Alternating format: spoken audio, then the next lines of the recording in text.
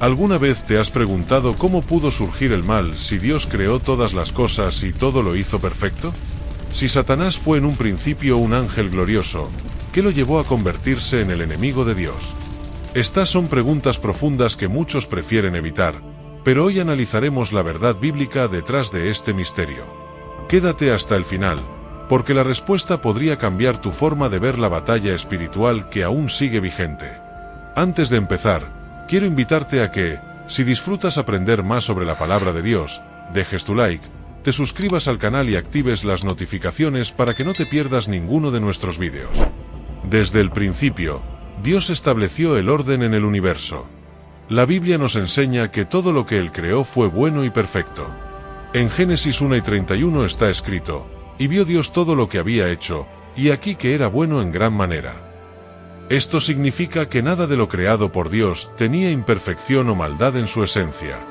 Pero entonces, si todo era bueno, ¿cómo surgió el mal? Para responder a esta pregunta, primero debemos entender quién era Satanás antes de su caída. La Biblia nos revela que fue creado como un ser angelical de gran esplendor. En Ezequiel 28, 12-15 encontramos una impresionante descripción sobre él. Tú eras el sello de la perfección, lleno de sabiduría y de hermosura perfecta. Estuviste en Edén, en el huerto de Dios. Toda piedra preciosa era tu vestidura. Tú, querubín grande protector, yo te puse en el santo monte de Dios. Eras perfecto en todos tus caminos desde el día en que fuiste creado hasta que se halló en ti maldad. Estas palabras dejan claro que Lucifer, antes de convertirse en Satanás, era un querubín glorioso, lleno de sabiduría y belleza. No fue creado como un ser maligno, sino como una criatura perfecta con una posición privilegiada en la presencia de Dios. Entonces, surge la gran interrogante: si Lucifer era perfecto, ¿cómo pudo surgir la maldad en su interior? La respuesta se encuentra en el libre albedrío. Dios no creó seres programados para obedecer automáticamente, sino criaturas con la capacidad de elegir. El verdadero amor solo puede existir cuando hay libertad, y Lucifer tenía la opción de servir a Dios o de exaltarse a sí mismo. Esto es exactamente lo que ocurrió. En Isaías 14, 12-14, la Biblia revela lo que sucedía en el corazón de este ángel. «¿Cómo caíste del cielo, oh lucero, hijo de la mañana? Cortado fuiste por tierra, tú que debilitabas a las naciones. Tú que decías en tu corazón: subiré al cielo, en lo alto junto a las estrellas de Dios levantaré mi trono. Me sentaré en el monte de la asamblea, en los extremos del norte. Sobre las alturas de las nubes subiré, y seré semejante al Altísimo». Aquí está la clave. El mal no fue creado por Dios, sino que surgió dentro del corazón de un ser que eligió rebelarse contra su Creador. Lucifer deseó ocupar el lugar de Dios y recibir una gloria que no le pertenecía. Su orgullo y anhelo de independencia lo llevaron a la caída. Pero esto nos lleva a otra gran pregunta: ¿acaso Dios no sabía que esto ocurriría? ¿Podría haber evitado esta rebelión? A lo largo de este vídeo responderemos estas dudas, y lo que la Biblia revela te sorprenderá. Si este contenido te está gustando, escribe en los comentarios «Amo a Jesús» y no olvides suscribirte al canal para no perderte los próximos vídeos. Ahora podemos comprender que el mal no fue creado por Dios, sino que nació de la decisión de un ser perfecto que se desvió del propósito para el que fue diseñado. Pero esto va aún más allá. La caída de Lucifer no solo cambió su destino, sino que tuvo un impacto cósmico, afectando a los ángeles y a toda la creación. Detrás de esto hay un propósito mayor. Ya sabemos que el mal no provino de Dios, sino que surgió dentro del corazón de Lucifer a causa de su orgullo y rebelión.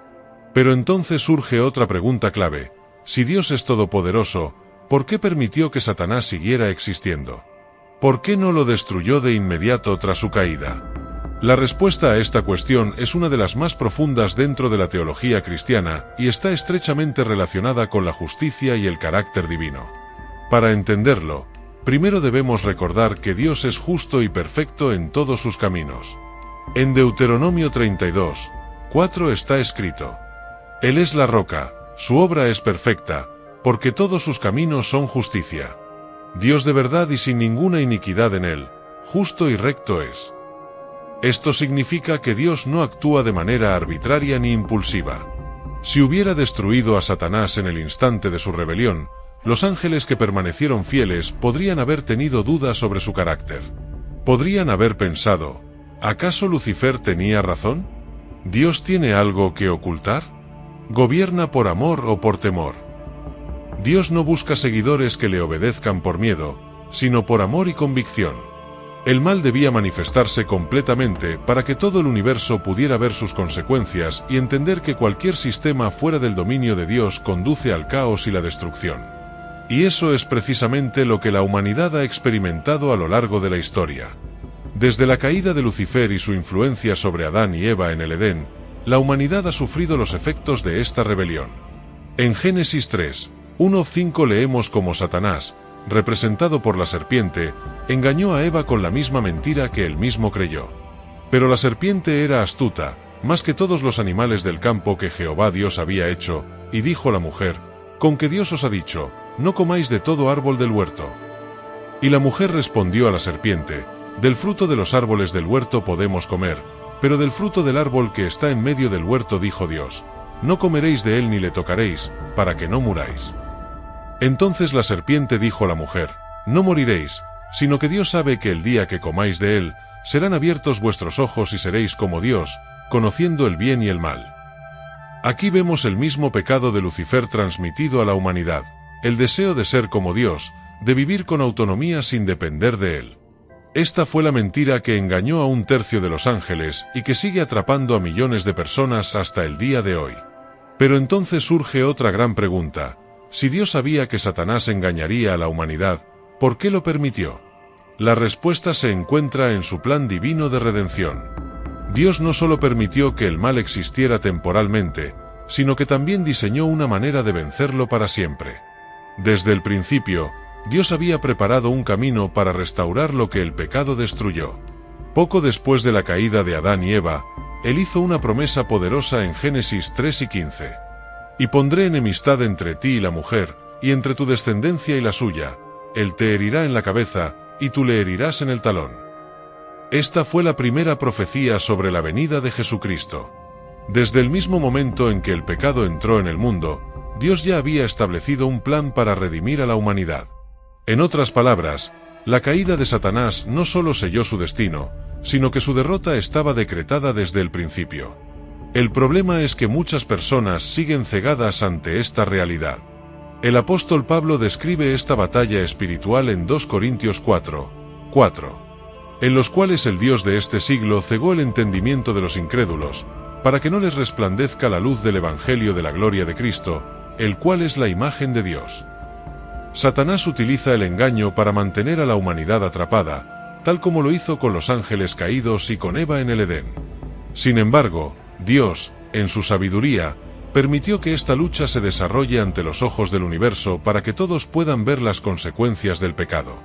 Ahora bien, quizás te preguntes, si Jesús ya ganó la victoria en la cruz, ¿por qué sigue habiendo tanto sufrimiento en el mundo? Esa es la pregunta que responderemos en la siguiente parte del vídeo, y te aseguro que la respuesta te sorprenderá. Si has llegado hasta aquí, comenta «Jesús es el vencedor» y quédate con nosotros, porque hay una revelación aún mayor sobre el propósito divino detrás de todo esto. Ahora que entendemos que Satanás fue derrotado en la cruz, pero que Dios aún permite su actividad por un tiempo, debemos responder una pregunta clave. Si Cristo ya venció, ¿por qué sigue existiendo el sufrimiento? La respuesta se encuentra en el concepto del ya, pero todavía no del reino de Dios. Cuando Jesús murió y resucitó, obtuvo la victoria sobre el pecado y la muerte, como lo declara Colosenses 2:15. Y despojando a los principados y a las potestades, los exhibió públicamente, triunfando sobre ellos en la cruz.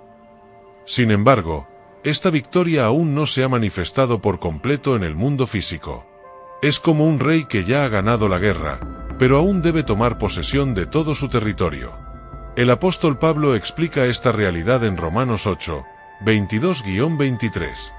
Porque sabemos que toda la creación gime a una, y aún está con dolores de parto hasta ahora, y no solo ella, sino que también nosotros mismos, que tenemos las primicias del Espíritu, también gemimos dentro de nosotros mismos, esperando la adopción, la redención de nuestro cuerpo.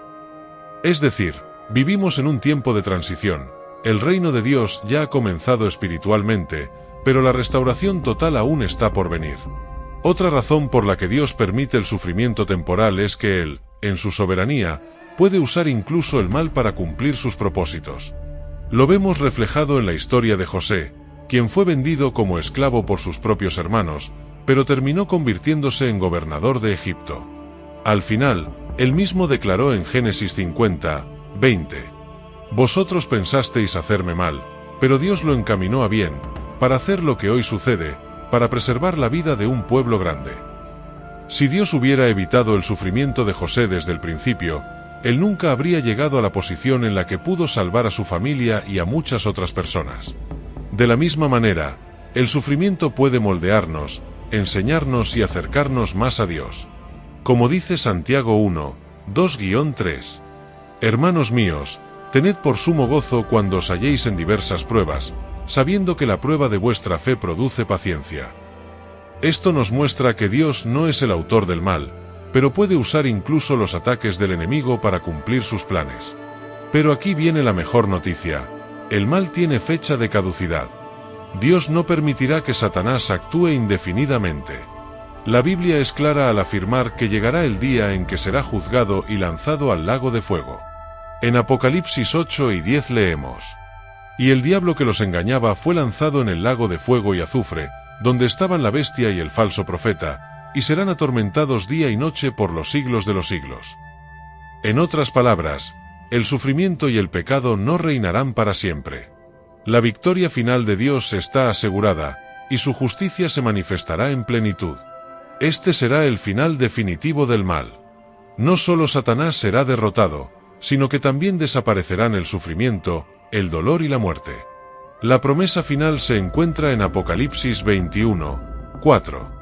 «Dios enjugará toda lágrima de sus ojos, y ya no habrá muerte, ni llanto, ni clamor, ni dolor, porque las cosas anteriores habrán pasado».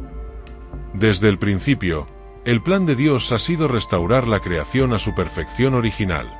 El sufrimiento es temporal, pero la victoria final le pertenece al Señor.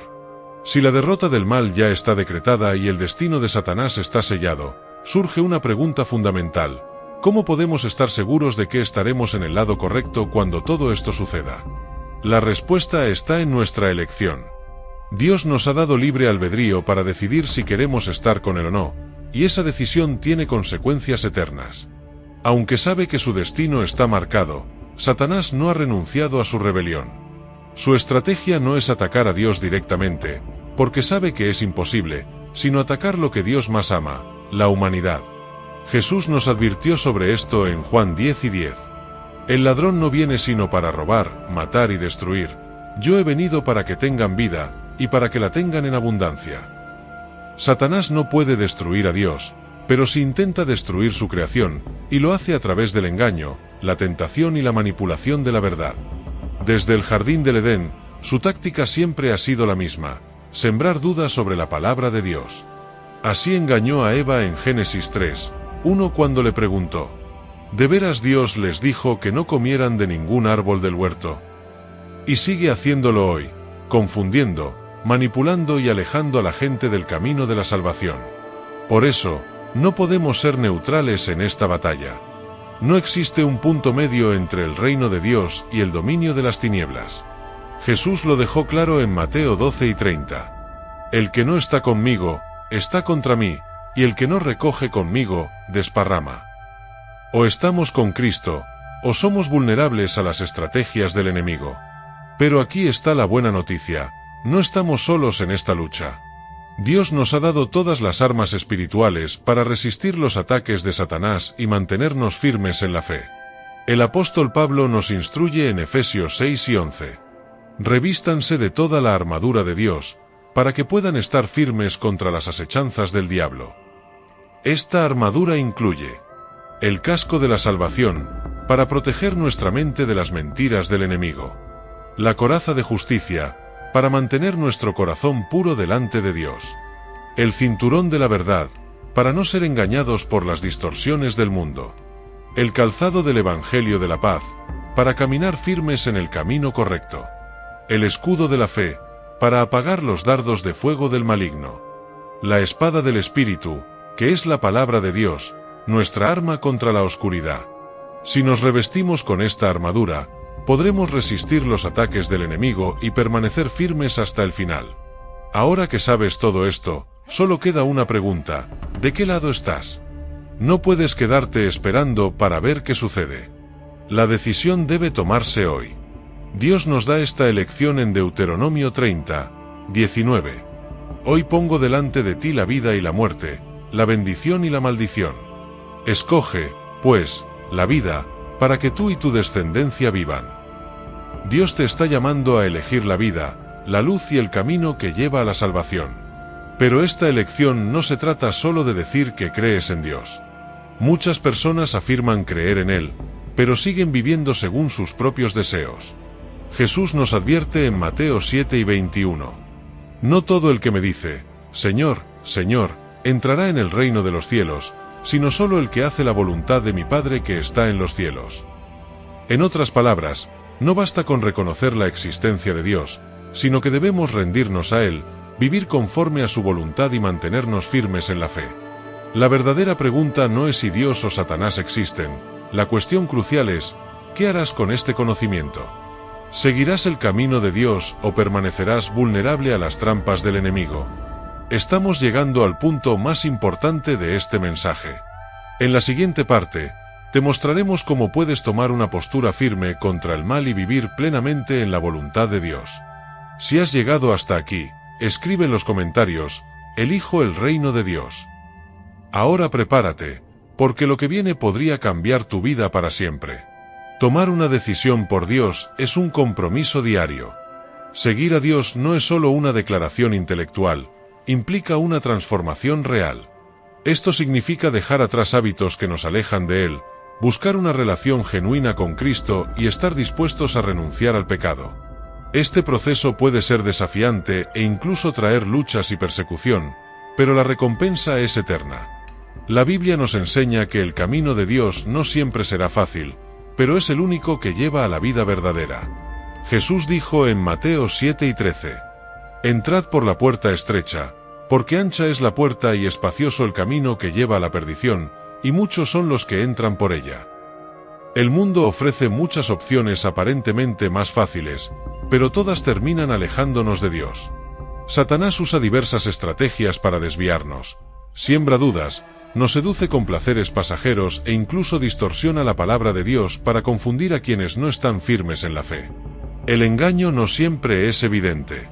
El enemigo no se presenta de manera obvia. Al contrario, se disfraza de ángel de luz, como advierte 2 Corintios 11 y 14. Esto significa que la mentira puede venir de donde menos lo esperamos, por lo que debemos estar espiritualmente alerta. La mejor manera de evitar caer en sus trampas es permanecer en constante conexión con Dios. Orar sin cesar, leer la Biblia a diario y mantener comunión con otros creyentes son pasos fundamentales para fortalecer nuestra fe. El Espíritu Santo nos guía y nos da discernimiento para distinguir entre la verdad y el engaño. Dios quiere que todos sean salvos. Dios no desea que nadie se pierda. Su voluntad es que todos lleguen al arrepentimiento y sean salvos. El infierno no fue creado para los seres humanos, sino para Satanás y sus ángeles caídos. Sin embargo, aquellos que rechazan a Dios terminan alejándose de Él por su propia decisión. No hay punto medio, o pertenecemos al reino de Dios o somos vulnerables al dominio de las tinieblas. Jesús ya derrotó a Satanás en la cruz, y esa victoria está disponible para todos los que creen en Él. Pero mientras estemos en este mundo, la batalla espiritual continúa. La decisión es tuya. La pregunta final es, ¿estás listo para tomar la decisión más importante de tu vida? Dios te está llamando ahora mismo a vivir una vida de propósito, paz y salvación.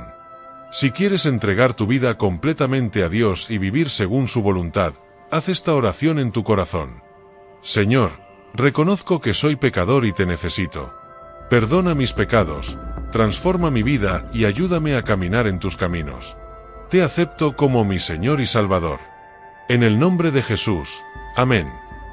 Si hiciste esta oración con sinceridad, debes saber que algo poderoso ha sucedido en el mundo espiritual. No estás solo en este camino. Busca conocer más a Dios, fortalece tu fe y comparte este mensaje con otros.